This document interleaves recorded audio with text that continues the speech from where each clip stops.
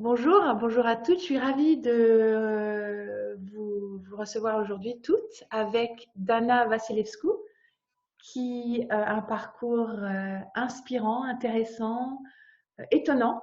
Et Dana, je vais te laisser te présenter qui tu es et comment es arrivée à faire ce que tu fais aujourd'hui.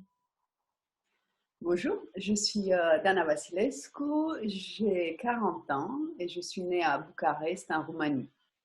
Depuis mon tout jeune âge, à 3 ans, surtout dans un pays comme ça de l'Est, on fait ou de la danse ou de la gymnastique. Du coup, mes parents ils m'ont mis à la gymnastique sportive. Euh, Où à 10 ans, j'étais championne de Roumanie. Et à la fatigue intense, justement, à cet âge-là, du coup, à 10 ans, j'étais obligée d'arrêter. Et comme j'avais beaucoup d'énergie et mes parents, ils voyaient que ça me manquait justement de faire quelque chose, de bouger. Ils ont eu la bonne décision de me mettre à la danse, dans la danse classique. D'où j'ai fait une école d'État. J'ai eu le baccalauréat, j'ai eu la chance de travailler à l'opéra et je suis restée que 6 mois et j'ai décidé de partir, d'affronter un peu la vie toute seule et de venir en France, bien sûr avec un contrat, dans un tout petit cabaret à Paris, à l'opéra, qui s'appelait La Belle Époque. Pareil, je suis restée une toute petite période parce que j'ai voulu aller un petit peu plus loin. Mon but, c'est de travailler au Moulin Rouge. Et malheureusement, quand j'avais décidé de faire les auditions, c'était pas encore la fin des contrats. Du coup, les auditions, ils devaient être dans quelques mois. Et la seule audition que j'ai trouvée, c'était le Paradis Latin. Et j'ai eu la chance justement d'être prise dans ce lieu magnifique. Et d'où j'ai travaillé pendant 10 ans. J'ai commencé danseuse, j'étais un petit peu remplaçante, chanteuse, même si je ne savais pas du tout chanter, mais surtout dans des cabarets, on fait souvent du playback. Et, euh, et les 5 dernières années, je suis arrivée à être meneuse de revue. Du coup, en étant meneuse de revue, il n'y a plus d'échelons à faire. Du coup, je me suis dit, il va falloir qu'on réfléchisse à faire une reconversion. Et une amie très bonne à moi, qui était danseuse aussi au Paradis Latin, qui m'a conseillé de venir avec elle, d'essayer un cours de yoga, yoga Bikram. Du coup, c'était en 2009. J'ai fait mes premiers pas au Yoga Bikram de Paris avec eu de centre sur Paris à l'époque. Et j'ai adoré ce type de yoga dans la chaleur à 42 degrés, toujours 26 postures, une respiration au début, une respiration à la fin du cours. Et ça me donnait cette souplesse que j'avais déjà, mais cet renforcement du dos où j'étais à l'époque obligée de voir tous les semaines ou tous les 2 semaines un ostéopathe suite à mes représentations, même des fois pendant les fêtes, deux représentations par soir. Et ça m'a fait un bien incroyable au corps. Et le fait que j'avais des aptitudes et que j'étais danseuse à la base, il y avait des championnats de yoga. Au début, j'étais un petit peu étonnée parce que je me suis dit, d'accord, dans le sport, mais dans le yoga. Mais oui, il y a des championnats de yoga. C'est pas du tout, c'est un challenge de soi-même. On représente 6 postures pardon, devant un jury international. Et on est jugé par rapport à la, la stabilité de la posture, la précision, la grâce et la difficulté. Et j'étais plusieurs fois championne de France. Je suis allée jusqu'à faire des championnats d'Europe, championnats du monde. Ben voilà. Et d'où aujourd'hui professeur de yoga Bikram et professeur de face yoga, yoga du visage et professeur de yin. Doin, c'est le massage, c'est ça? Du yin. Duin, c'est quoi ça? C'est un type de yoga très doux On reste entre 2 et 5 personnes, 5 minutes dans une posture. Ça travaille sur les méridiens, du coup les canaux qu'ils utilisent justement dans la médecine chinoise traditionnelle. Et c'est un type de yoga très apaisant, très doux. J'ai découvert ça il n'y a pas très longtemps et je le mélange avec des cours de yoga du visage. J'ai fait hier un atelier au Banda Yoga dans le 6e arrondissement. J'ai fait un atelier de yoga du visage combiné avec du yin, du coup pour détendre, pour assouplir et travailler dans les couches profondes du corps, les fascias, les tendons, les ligaments. Ah, c'est un mélange qui me semble intéressant et que je vais très, très, très certainement venir tester. C'est ça, ouais. Dis-moi, donc dans ce parcours, tu as à un moment donné, tu t'es à un moment donné retrouvé devant le choix de devenir ton propre maître à bord, entrepreneur. C'est quoi pour toi être entrepreneur? Comment t'en es arrivé là? C'est comment être un entrepreneur. Je l'ai vécu un peu comme un échec parce que c'était pas mon choix. Mais ça a été quand même une découverte de moi-même parce que j'étais obligée de prendre en main un petit peu ma vie et de foncer justement dans l'inconnu parce que pour quelqu'un qui a été salarié, on ne sait pas par où commencer.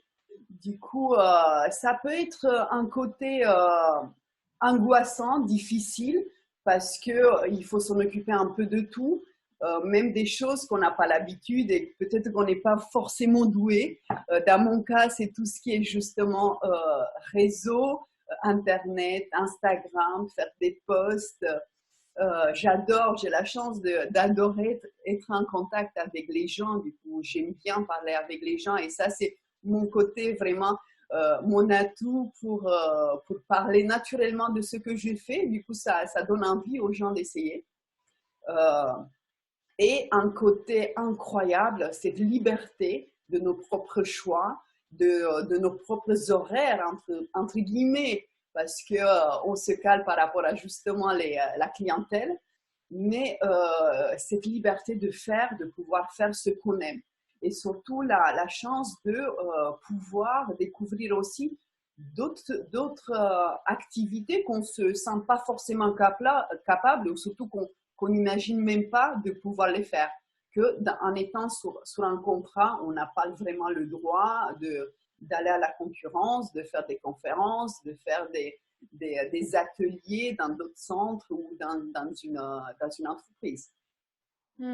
Donc, si j'ai bien compris, ce que ça signifie pour toi, c'est et à la fois la possibilité d'explorer de nouveaux mondes, d'augmenter tes capacités et les endroits où tu peux exceller, et en même temps cet espace de liberté parce que toi-même tu fais ton emploi du temps en général. Ouais. Oui, exactement. Et avoir du succès par rapport à ça, ça veut dire quoi pour toi? Avoir du succès, c'est d'avoir le choix de faire ce qu'on aime. Déjà, ça, je trouve que c'est pas le cas de tout le monde. Et je peux dire que je suis vraiment chanceuse de pouvoir vivre de ce que je fais, de ma passion. Du coup, déjà, ça, c'est un premier, je pense, combat, succès que je trouve, comme je disais tout à l'heure, d'être libre de ses choix, de choisir sa clientèle parce que on choisit aussi et ils nous choisissent, d'avoir une clientèle vraiment à notre égard, on va dire, comment tourner ça, si on est quelqu'un de gentil, qu'on aime bien faire attention aux autres, c'est vrai qu'on attire quasiment la même clientèle. Du coup, ça, c'est vraiment, je trouve que c'est quelque chose de très riche qu'on peut avoir dans une vie, et aussi le temps qu'on peut consacrer à notre famille, nos enfants. C'est tout ça. Souvent, les choses simples, elles ont pas de prix. Ouais. Et quand dans ton quotidien, comment tu prends soin justement de toi pour que tu puisses continuer à prendre soin des autres? Oui, c'est vrai qu'en étant un professeur de yoga, on donne beaucoup de cours, mais on a moins de temps à les faire. Du coup, c'est vrai, prendre soin de moi, c'est de trouver le temps pour pour pratiquer aussi, du coup, aller dans des centres, pratiquer toutes sortes de types de yoga, faire du sport aussi, parce que je trouve que c'est important, ça ramène un côté un petit peu différent par rapport au yoga. Et il faut habituer le corps, ou si on a vraiment une habitude, en tout cas dans mon cas, de continuer à bouger le corps en utilisant plusieurs méthodes et avoir un corps en bonne santé. Faire de la méditation, souvent, c'est pas évident de trouver 5 minutes. Il faut pas se mettre tout le temps avoir une demi-heure à sa disposition. Bien sûr, il y a tout ce qui va avec. Essayer de manger quand même sainement, même si on reste humain. Et c'est tout à fait normal de faire des petits écarts. Et ça fait partie un peu de la vie. Du coup, essayer de voir toujours la vie sous le bon côté. Je pense que c'est déjà pas mal. Ouais.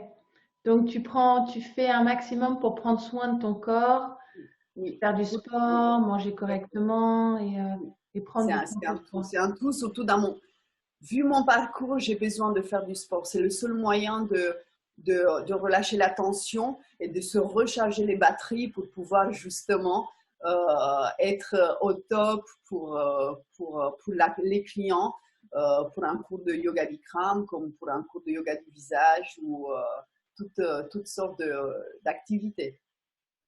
Et justement, le yoga du visage, tu peux peut-être en parler un petit peu parce que la plupart des gens ne connaissent pas. Oui, c'est pas assez connu en France. C'est vrai que dans les pays anglophones, c'est assez reconnu. En 2017, j'ai fait une formation de yoga du visage avec Fumiko Takatsu. C'est une japonaise qui a lancé cette, ce type de yoga suite à un accident de voiture. Ça fait déjà 10-15 ans qu'elle a créé avec des spécialistes, comme elle a eu vraiment besoin d'un suivi par rapport à son accident. Du coup, elle a resté pendant quelques années avec un côté vraiment vachement abîmé. Du coup, elle a été suivie par des ostéopathes, des kinés, des thérapeutes. Et elle a créé justement, c'est des mimiques. On a beaucoup de muscles dans le visage. Waouh! Ben voilà, du coup, ce qu'on fait, on les étire, on les renforce, surtout qu'avec l'âge, la gravité ne nous aide Ça pas. tombe. Il y a tout qui tire vers le bas, ben exactement. Et du coup, on renforce exactement comme le corps. Du coup, ça ne suffit pas à mettre juste une crème pour renforcer le visage, les muscles.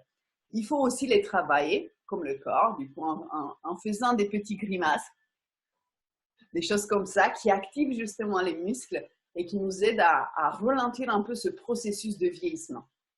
Ouais, assez amusant aussi. Oui, on passe un bon Ouais, moment. Du coup, ouais, on passe un c'est bon moment. super. On fait des photos au début du cours, on fait des photos à la fin du cours et on est assez étonné des résultats qu'on peut avoir dans 45 minutes ou 50 minutes de cours. Après, il faut pas. C'est la régularité pardon, qui est très importante dans le yoga du visage parce qu'à chaque posture, on reste ou une minute, mais c'est vraiment maximum, ou 30. On peut faire 10 fois, par exemple, quand on travaille les yeux, on va plisser et on va ouvrir grand les yeux. On travaille justement sous Moi, les j'y arrive pas. J'arrive Oui, pas à faire ça. c'est un entraînement à faire. Ça, au bout de deux jours, le corps il est très intelligent, les muscles ils ont une mémoire, du coup on apprend très très vite. C'est très important d'avoir, je trouve, d'avoir un cours pour comprendre et pour pas ajouter davantage de rides, parce que c'est vrai que souvent on a sur YouTube, sur Internet, des petites vidéos par rapport aux gens qui expliquent un peu. Je trouve que c'est très important d'être sûr où on peut poser les mains, qu'est-ce qu'il faut faire comme exercice pour être sûr que tout est correct et qu'on s'abîme pas davantage le visage. Ouais, Et voilà. ouais, c'est assez chouette. Moi, j'aime bien. Et en plus, toi, tu es la seule en France qui propose ça. Oui, je suis la seule en France à avoir fait cette formation de Fumiko et c'est assez étonnant pas notre rencontre, mais oui, comment j'ai la découvert. Mon mari il travaille dans la mode, il est coiffeur sur tout ce qui est défilé, shooting photo. Il a eu un travail à Londres. Il devait partir pour coiffer un top modèle. Et justement, en discutant avec elle, il a vu le livre de Fumiko Takatsu, qu'à l'époque, justement, c'était en 2016, elle faisait que des formations au Japon. Jamais au Japon, et c'était pas vraiment accessible pour nous, les Européens, parce que je ne parle pas japonais, il faut se déplacer, du coup c'était compliqué.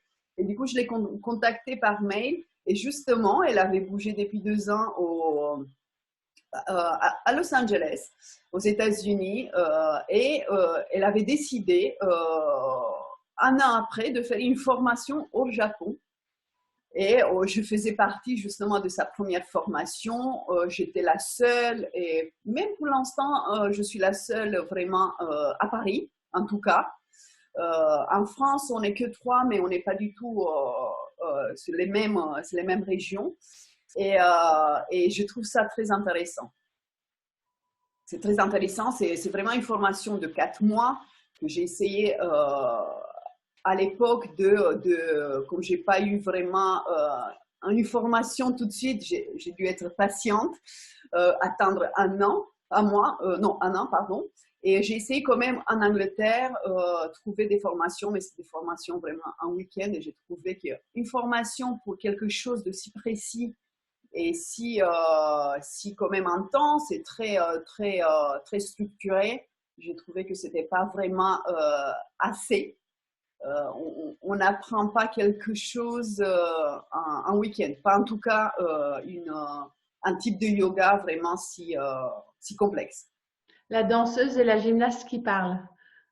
Oui, oui, parce que quand on a une expérience, vraiment, on voit le temps et qu'il nous faut justement intégrer à notre corps une nouvelle formation, des nouveaux exercices.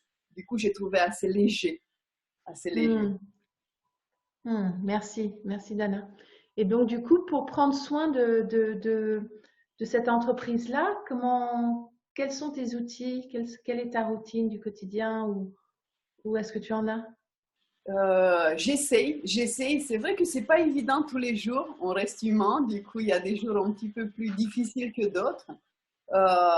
Comme je disais tout à l'heure, si j'ai le temps de caler entre ma fille qui a 2 ans et mes cours, de caler 5 minutes le matin, faire une petite méditation, c'est vrai que ça m'aide à prendre le recul pour la journée et d'être un petit peu plus centrée. Comme je disais, essayer de faire un cours de yoga, c'est vrai que c'est difficile à caler ça tous les jours et c'est pas vraiment tous les jours tout dépend de son corps. Dans mon cas, moi, si je pratique 3 fois par semaine, c'est suffisant parce que il y a des bienfaits qui restent dans le corps pendant 24 heures minimum ou 48 heures, tout dépend de ce qu'on fait.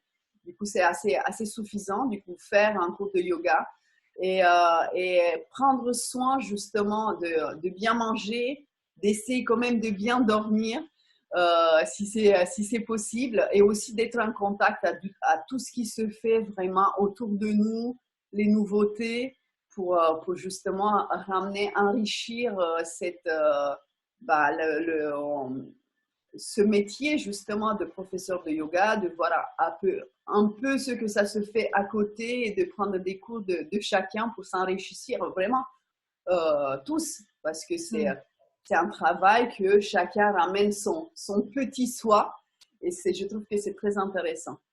Donc en fait, si j'ai bien entendu, pour prendre soin de ton entreprise, de ce que tu crées, tu prends soin de toi et tu vas aussi découvrir toutes sortes de choses nouvelles de façon à pouvoir enrichir ta pratique et apporter encore plus d'outils à tes clients. Oui, je trouve que le monde va tellement vite que oui, je trouve que c'est très intéressant et pas rester dans sa petite bulle. Non, je sais ça et ça va pas bouger, ça va être comme ça. Non, il y a toujours c'est jamais noir et blanc, il y a toujours des choses et tout le monde peut t'apporter vraiment, que c'est dans le métier ou pas, peut t'apporter quelque chose de nouveau que peut-être tu pensais pas, justement.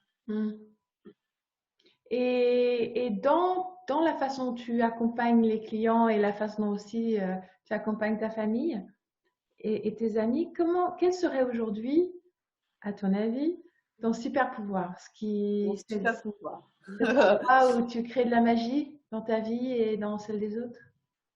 Je suis une personne assez spontanée et j'ai souvent le sourire et je pense que ça c'est mon plus gros atout. J'adore les gens, du coup je prends vraiment le temps avant, après le cours de les demander vraiment si ceux qu'ils ont, d'avoir un feedback par rapport au cours et aussi de leur état, surtout peut-être pas un premier client qui arrive, mais de connaître un petit peu plus parce que je trouve que les personnes qui viennent, déjà, ils ont un parcours. Pourquoi ils viennent choisir un type de yoga, comment ils se sentent, est-ce qu'ils ont eu des blessures.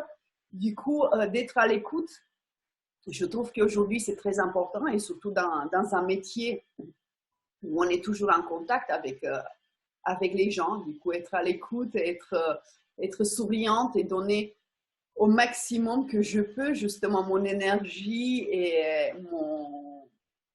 on va dire mon bien-être aux gens qui viennent au cours. Pas vraiment les gens qui ont besoin, toujours un mot gentil, ça fait toujours du bien. Ta gentillesse, ton sourire, ton énergie. Oui. Ouais.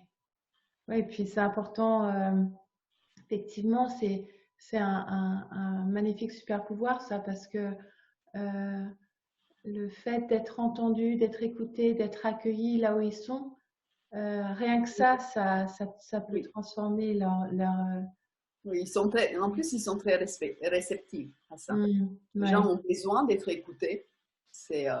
On prend du moins en moins le temps justement d'écouter les gens et de faire vraiment attention à leurs besoins.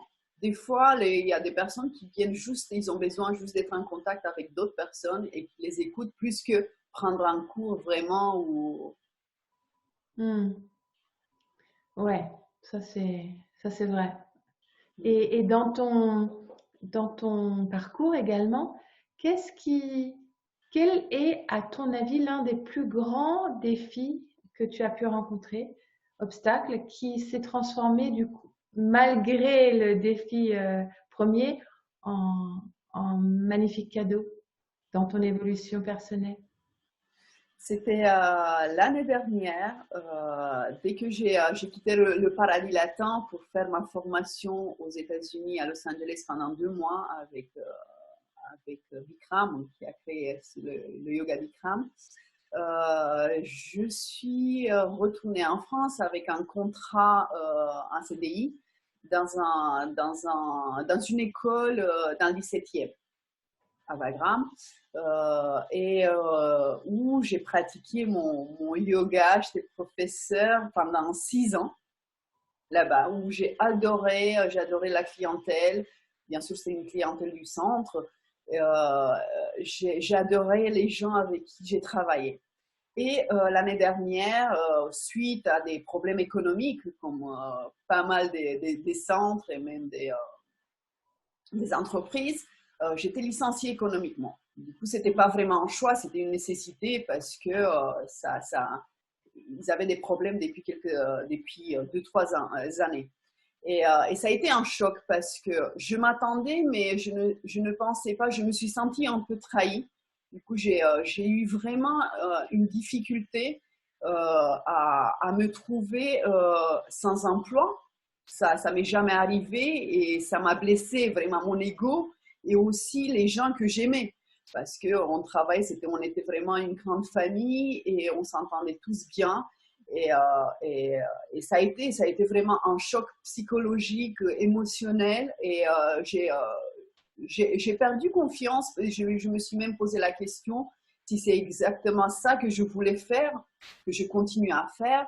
Je me suis rendu compte de pas mal de choses, justement, que j'adore être avec les gens et que j'ai passé, surtout c'était vraiment pendant la période des vacances d'été, du coup je me suis trouvée seule, enfermée chez moi. Ça a été très difficile, très difficile. Et c'est vrai que juste avant septembre, il y a eu pas mal, dès que les autres centres ont su que j'étais disponible et que je ne travaillais plus dans le 7e arrondissement, il y a eu pas mal des centres de yoga qui m'ont contacté pour pouvoir travailler pour eux. Du coup, là, ça a été vraiment l'ouverture et la découverte justement des choix. J'ai pris le temps de faire des formations de yoga que à l'époque, j'avais pas le temps à consacrer à ça et j'avais à chaque fois, il y a des démarches à faire, des vacances à poser.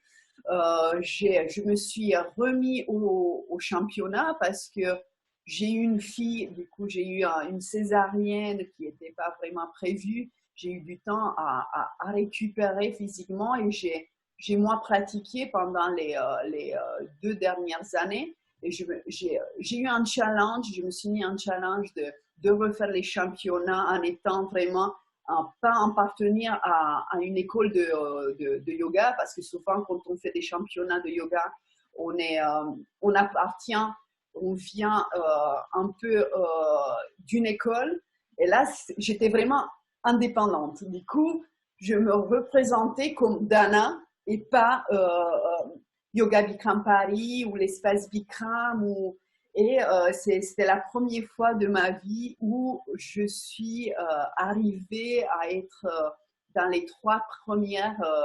J'ai eu la 3e place pour le championnat d'Europe et du coup, je suis qualifiée pour l'année prochaine pour faire les championnats du monde qui vont se passer en octobre, fin octobre au Canada.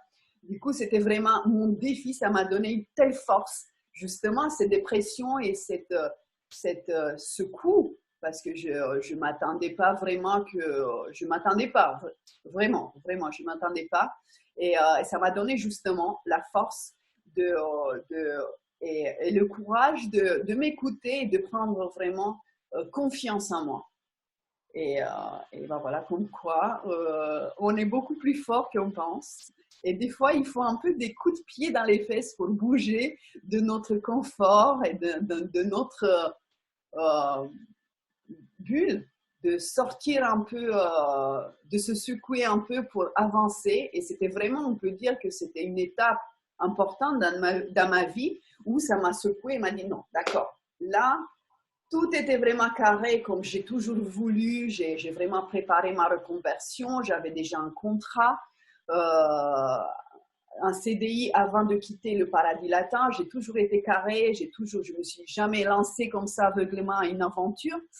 Et là, je me suis trouvée dans une dilemme.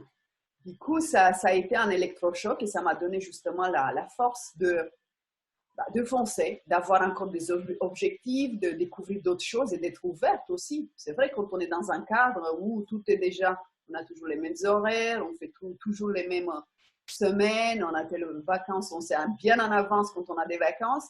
Du coup, c'est vrai que c'est une routine et surtout, ça fait du bien de sortir du cadre et découvrir aussi, et se découvrir aussi de ce qu'on est capable. Donc, ça t'a permis de prendre la mesure de tes ressources, de tes compétences, de ta force. Et de découvrir aussi parce qu'il y a plein de choses que je ne me rendais pas compte d'être capable. Oui, c'est ça.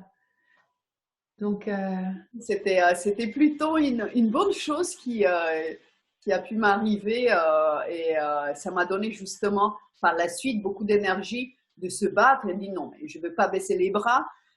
On est quand même des battants, je suis une battante, du coup, je veux réussir. C'est vrai que c'est pas évident, c'est tout au début être un auto-entrepreneur, mais il y a plein de choses à découvrir et la vie, elle est quand même incroyable. oui, c'est vrai. Je trouve aussi, la vie est incroyable. Et donc, du coup, ça t'a permis, pour la première fois, dans ce que tu as raconté là, de te présenter euh, dans un tournoi sportif Oui. en ton nom propre. Donc, tu représentes Dana dans ce que dans toi, Dana. Ouais. Exactement. Dana. Et aussi, c'est la première fois, c'est vrai qu'à chaque fois quand je faisais les championnats, je dédiais ma pratique à quelqu'un que j'aimais, grands-parents ou ma famille. Et là, c'était la première fois où j'ai décidé de le faire, de le faire pour moi. C'est la première fois quand ça m'arrive. Et c'était vraiment, c'était super cette expérience parce que c'est la première fois que je l'ai vécu vraiment à fond. Et j'étais vraiment, quand on va sur scène, on est dans une bulle, du coup, on est concentré vraiment à ce qu'on fait. On est comme si le temps s'arrête. Et là, c'était la première fois où j'ai savouré chaque seconde sur scène. C'était vraiment, ça a été un moment magique. Quand on fait des choses, il faut d'abord le faire pour soi-même avant je trouve, ce que j'ai découvert justement avec cette expérience, avant de dédier à quelqu'un qu'on aime, c'est d'abord nous, se découvrir, s'aimer pour pouvoir donner le meilleur de nous-mêmes à quelqu'un d'autre et aux gens. Honorer tes réussites, ta réussite, en tout cas, en l'occurrence celle-là, et puis tout le travail que tu as fait, c'est un travail énorme. Oui. Ouais. Mais ça, c'est moi. Merci. D'autres gens, ils ont des vies incroyables aussi. Mais oui, c'est vraiment c'est mon parcours et c'est mon expérience. Du coup, c'est vrai que j'aime bien partager avec les gens parce que ça peut donner vraiment la force de se battre. Et la vie, ça ne s'arrête pas là. Vraiment, il y a toujours des hauts et des bas et tout le monde a ça. Souvent, quand on est vraiment au plus bas, c'est pour apprendre quelque chose et pour découvrir quelque chose en nous et pour nous donner vraiment la force et la confiance en nous. Ouais, les parcours ont un sens et justement, quand tu te retrouves dans ces creux, comment tu fais? Qu'est-ce que tu fais pour J'essaie. transformer? Oui, j'écoute de la musique. C'est vrai que la musique, ça m'aide, ça me donne de l'énergie. J'essaie, je me pousse d'aller faire du sport. C'est le seul moyen de changer justement cet état. Des fois, la méditation, elle est très difficile quand on n'a pas vraiment la patate.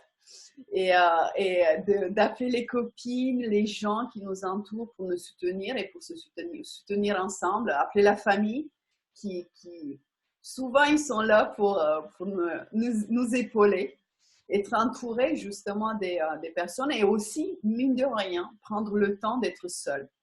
Ça fait du bien d'être dans un coin, de bouder et de réfléchir pourquoi on se sent comme ça, pourquoi il y a des jours plus difficiles que d'autres et d'essayer de penser justement au verre qui est plein, qui est rempli à la moitié, plus que l'autre côté qui est vide. Ouais, donc accueillir, si j'ai bien entendu, accueillir ce qui se passe pour toi au moment où ça se passe, Oui. te donner l'espace d'y réfléchir et de sentir quel sens et de trouver quel sens ça a pour toi, tout en continuant d'avancer et donc la musique, La musique, sport, le mouvement. le yoga, vraiment sortir, faire des balades. C'est vrai qu'en étant dehors, en marchant, c'est comme une sorte de méditation. Du coup, c'est apaisant, ça apaise, ça nous aide. En tout cas, ça m'aide justement à me remonter le moral. Être entouré des gens qu'on aime. Chacune de nous a les outils qui peut marcher, bien sûr. Dis-moi, Dana, on arrive bientôt à la fin de cette conversation. Je te remercie infiniment. Qu'est-ce que tu as envie de dire aux femmes qui cheminent, celles qui t'écoutent là en ce moment? Alors, je sais que la vie peut être difficile, plus pour certains que pour d'autres, mais vous avez un tel pouvoir en vous, vraiment, faites-vous confiance et vous voyez vraiment que la vie, elle a des surprises incroyables et que vous avez votre bonheur assez vite. Du coup, faites-vous confiance. N'hésitez pas à être entouré. C'est très important de ne pas être seul souvent. Vous y arrivez. Tout le monde arrive. Sauf, on n'arrive pas quand on baisse les bras. Du coup, il ne faut pas baisser les bras. Il faut toujours se battre. On est fait pour se battre. On a la force on a la force en nous. Il faut juste sortir. Du coup, faites-vous confiance. Vraiment. Faites-vous confiance et faites confiance à vos ressources. Oui, exactement. Écoute, merci beaucoup, Dana. Toutes les infos pour te contacter, aller suivre tes cours sont sur la page de toute façon. Et puis, moi, je vais pas tarder à venir voir ce que tu fais. Oui, avec grand plaisir. Et puis, je te dis à bientôt et je te remercie infiniment. À bientôt. Merci, Joël. Au revoir. Au revoir, Dana.